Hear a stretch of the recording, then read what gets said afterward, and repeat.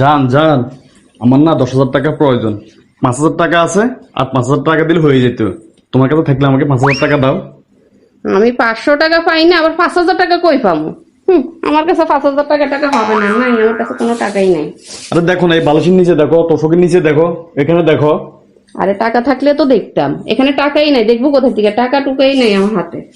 আরে তুমি টাকাটা দিলে আমার খুব উপকার হতো।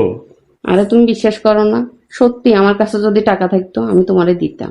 একটা কাজ করো, আলমারির ভিতরে দেখো, কাপড়ের নিচে রাখছো কিনা। কাপড়ের ভিতরে তোমরা তো রাখো, দেখো না। তুমি বিশ্বাস করো, আমার কোনোখানে এই টাকা খুঁজি পাইবা না, আমার কাছে টাকাই নাই, পাইবা কোথায় তুমি? এই একটা কাজ করো, পাকের ঘরে যাও, ডিব্বার ডাব্বার ভিতরে, চিপা চাপার ভিতরে তো রাখো, এখানে ওখানে যাও না, একটু কষ্ট তুমি করে আমার কথা বিশ্বাস করো না, তুমি যাই খুঁজি দেখো, তুমি যদি পাও তুমি নিয়ে যাও। তাহলে তুমি কোথাও টাকা রাখো নাই। আমার কোথাও টাকা পাবা না, আমার কাছে টাকাই নাই। তুমি যদি আমারে দিতা তাহলে তো আমি কোথাও না কোথায় রাখতাম, এখন তো তুমি দাও না, আমি রাখবো কোথায় থেকে? তাহলে সত্যি বলতেছো তোমার কাছে কোনো টাকা নাই? না, আমার কাছে কোনো টাকা টুকু নেই। কসম করে বলো। কসম, আমার কাছে কোনো টাকাই নেই। আহ, তাহলে এই 5,000 টাকা তো আমি মসুরির ডালের ডিব্বার ভিতরে পাইলাম। ওহ, মনে হয় টাকাটা আমি রাখছি, ভুলে গেছি। আর তুমি তো কসম করছো না? আমি কসম কাটছি।